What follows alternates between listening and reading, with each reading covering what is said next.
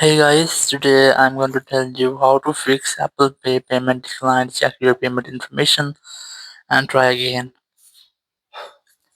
If you're using any iPhone or iPad or any other iOS device and you're having the issue that your Apple Pay, your payment has been declined. So let's see how can you fix the issue. So the very first thing you have to make sure that you're connected to a strongest internet connection, and after that you have to also make sure that your VPN is not connected. So open your settings and here you have to simply go for general.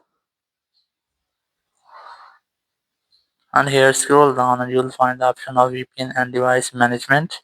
And here you have to make sure that you're not connected to any VPN, or if you're connected, try to disconnect with your VPN, and then you just have to go back and go for software update. And you have to try to update your software. If you have any pending update here, try to update your software.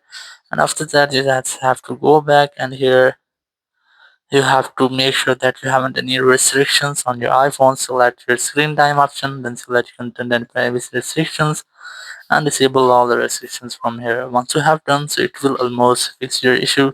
Or if this doesn't work for you, so it might be that there is no enough balance in your payment methods or your card. So you just have to check for your payment method or your balance in your payment card. After that, if you're still having the same issue or you have no balance, so you just have to go for wallet option. And here, if you have added any payment methods or any card, so you just have to delete your previous and then select add card, and you have to re-add your card, or you can try to add a new card here. And after that it will almost fix your issue. Or if this doesn't work for you, you have to go for settings again, go for general again, go for transfer reset iPhone, select reset network settings, enter your passcode, and here you just have to select the reset network setting from the confirmation message pop-up, and then your issue will be fixed. Or if you are still having the same issues, you have to open your support app,